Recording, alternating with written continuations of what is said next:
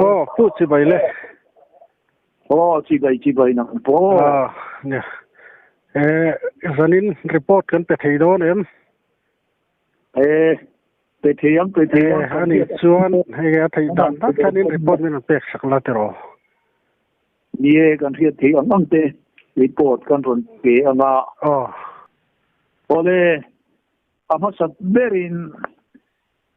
zofa khomela zong kan chanel lo mai ka tu te in savain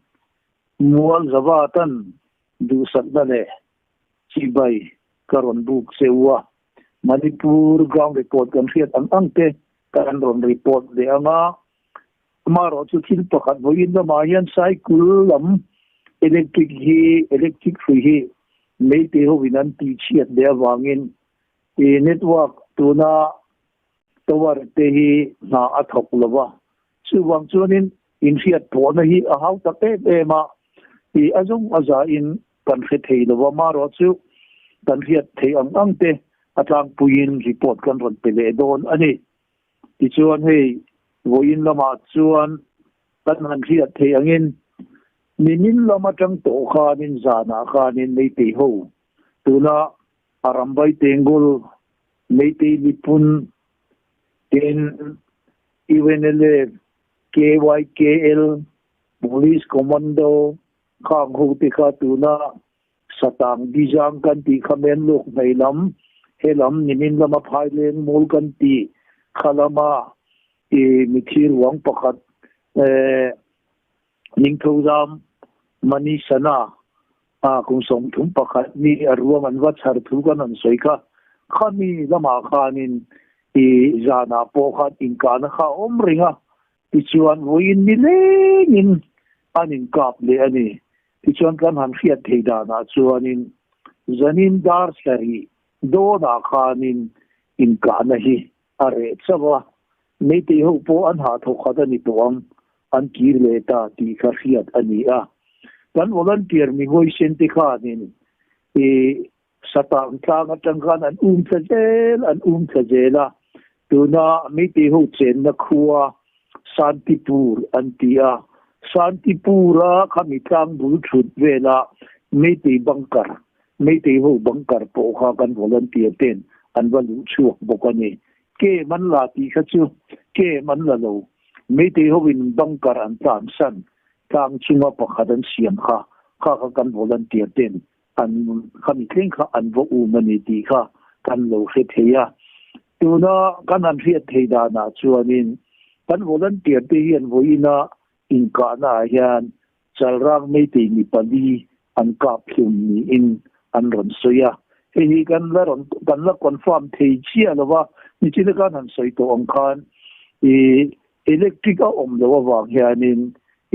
he tuna mobile tower he nga hian na athok lawa chu wang chonin thataka ground a omte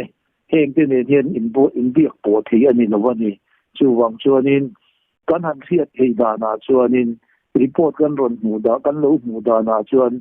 ni pali kan kap thu an ron tia hei kan ron puanga ma ro chu confirm chi ala ni lo ti kha kan ron sei du bokani ti chuan manipur mundang danga chanchin kan han riat ti ang te adang dang te po kan han puang le anga nimina kan lo puan to ang khan hei Manipur petroleum dealers kan ti anni ho hianin tola hianin heti ang ema sum khon hi atam lot to awang hianin hei heti in ti reng ani chon tu na song kan petrol pam zong hi kan top sana nga kan ti to don do in chuchuate anron sani tin adot le aga nan soidu chu hei ama tang to kan lo puan thing to min me te ho ji nga hianin I athi te hi kan han khe thina athi te za hi anni ho win zen thin ma se kan khe chuak le thina te po hi mitam takan omani kan tinha khatia no khanin adiam te po an lo tam kho maya winia e me te nu pakhatin aron sei chua kan mu RK Ichan Thoi Miss Bhawens Anti Khan Aron Soi Chuaka Athi Atehi Hey Manipur Sarkar Chu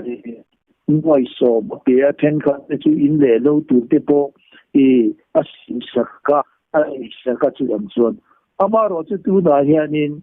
Ang Tela Sampel Pil Kan Misia Heng Ho In Gol Na Te Heng Ho Har Sat Na Te Hi Tu Nge Ngai Tu Ang Athi Ho Hi Chu Pasal Cha Ram Le Nam Chan Tu Hoi Sin Khati An Nan Lo Wa Mia Noi So In Noi So Ma Ho An In Tu Te In Le Thiền min kara thiam to dam doi ina in gol me ni har sa tak tak te hi tu nge ngai to ang tin a soi chuak nge a soi da na chuanin adliam ringot po hi asam pen me te ho hi an ni in a hiat thei bokani ti chuan hei me te ho hi kan lo soi to ang khanin nimin ama te po kan sagol manga attention anin jitirna chumi muna omho kha kanan ria di dana chuanin khami tuition an jirna mun kha arambai tengol hovina andin anin antia chumi andina omho kha UNLA hovin an ka ti thu te kha khiat ania an rau thom ban ti po tan lu ti chuan an ho tu pa Kuro ngan ba kumanan tus chua siam na chuanin hey social media yan ke ni ho kan thin lo na le kan tlak lo na te hi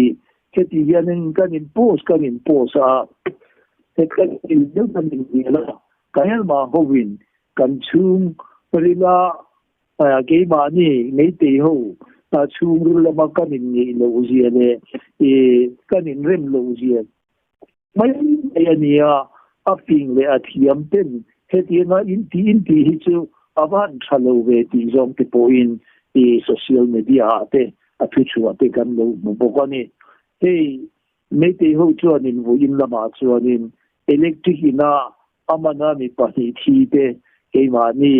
zo ku ki te sing at lama mi pahi thi te po kha an ma ni nan soida na chuan in an ma ni ka thuma an lo chan ti ra ni khatiang khanin me te ho hianin ni lo puin ale ding hianin thu chua hi an siam thina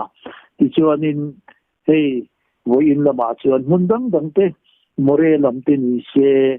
lam kalam sugunu lam in ke thil man bi lam dei ma khong lam ni se eng ma in ka boina a om lova more le ting lo pal palel lam ni se eng ma chanchin I kan khelawani apa ngai angina kala inka na eng maom lowani ti kha voina chanchin kan ron puan theite ania kan han ngai changa nga nei ti ho kan volunteer ten ni pali vel chu an rama phai jola kan wa lu chila ta chuan ni pali kan kap thuma isuan tu na hian an ni ho po an ho to ti in thu chu an ron siama khang ti kha kan na confirm chia lo ani ti kha ngai ka tu te sia tura karon puan man ve ni se atha ane hey ati rabula tangin kan lo puang fo to kan unaw zo fa ko ve la om zong tin du sak na ne thil engkim maya du sak takin hey thil pe ken tong trai na te ne min don ji je la wangin voin lama indo na ti mayang inka na ti ila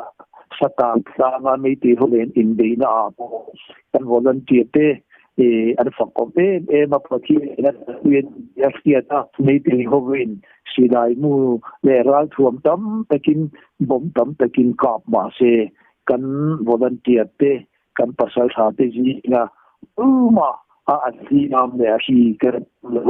heng zong hi min tong try puina kan pathian in changa silai mule bomkara kan volunteer te hi minven him sakani ti kan thian kan lom tan jeta pathian le tong try na min non ji tu